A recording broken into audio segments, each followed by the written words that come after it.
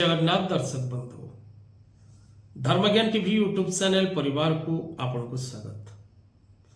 आज कार्यक्रम रे दर्शक बंधु आमे आलोचना करिबा शुभ कर्म पई शुभ समय कौन रही पंजिकार शुभ कर्मटी करबा पई शुभ समय बा तारीख 12 नवेम्बर रो 15 डिसेम्बर जाए क्यों सबू शुभ कर्म रही एवं कौन रही तारीख जो तारीख रे आपण शुभकर्म करें शुभकर्म विवाह शुभकर्म ब्राह्मण पिलामानकर व्रतोपनयन शुभकर्म नूतन गृह प्रवेश करवा एवं शुभकर्म देवता मंदिर प्रतिष्ठा करवा एवं शुभकर्म आपण गोटे भूमि क्रय करी सेठारे भूमि पूजन करवा शुभकर्म मध्य जलाशय आरंभ वाणिज्यकरण नौ वाणिज्यकरण नौका गठन देवता प्रतिष्ठा एवं नवबधू यात्रा नववस्त्र परिधान रो समय ये सबगुड़िक शुभकर्म अंतर्गत। तेणु आज कार्यक्रम रे आमे दर्शक बंधु आलोचना करिबा जे विवाहर तारीख कौन रही क्यों तारीख रे शुभकर्म अर्थात विवाह कर्म आपण करिपारिबे गृह प्रवेश करिपारिबे गृह प्रतिष्ठा करिपारिबे भूमि पूजन करिपारिबे गृहारंभ निमंते समय पूर्ण शुभ फल आपण को क्यों क्यों तारीख रे दब। द्वितीयतः दर्शक बंधु 12 नवेम्बर 2024 देव उत्थापन एकादशी 12 नवेम्बर 2024 देव उत्थापन एकादशी ठारू शुभ काल बा शुद्ध काल आरंभ है।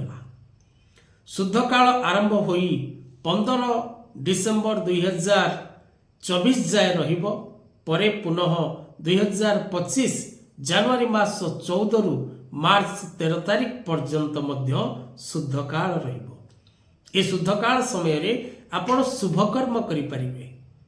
12 नवेम्बर 2024 रु आपण 15 डिसेम्बर 2024 जाए शुभकर्म करें पुनः जनवरी 14 2025 ठारू मार्च 13 2025 पर्यंत आपण निश्चित भाव में शुभकर्म करें। शुभकर्म जहाँ आपन को आरंभ कहली जे विवाह व्रत गृह प्रवेश भूमि पूजन एवं विशेषकर व्यक्ति विशेष मानकर गृह प्रतिष्ठा आदि शुभकर्म अंतर्गत।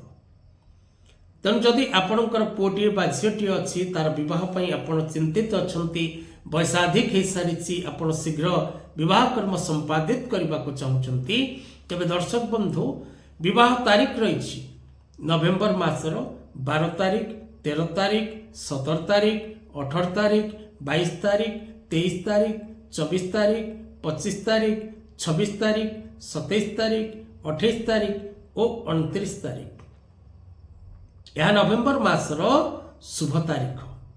आम जदि डिसेम्बर मासर शुभ तारीख देखा 13-15 डिसेम्बर भितर तेबे December 2 December 3 December 4 December 5 December 6 December 7 December 9 December 10 December 11 एवं डिसेम्बर 12। तो डिसेम्बर मासरे मध्य विवाह पई एवं शुभकर्म करबा पई विशेषकर तिथि गुड़िक रही बा तारीख गुड़िक रही।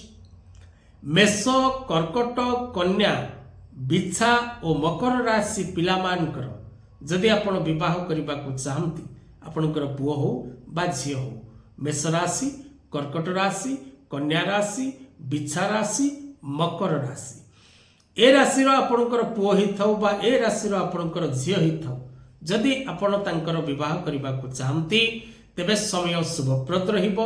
समानक पई रवि शुद्धि एवं गुरु शुद्धि विचार करबा नित्यांत आवश्यक विशेष करी गुरुंकर शुद्धि रहिबो एवं अनेक राशि पई मध्य रविंकर शुद्धि रहिबो। तेणु शुभ समय रे शुभ कर्म करिवार आवश्यकता रही।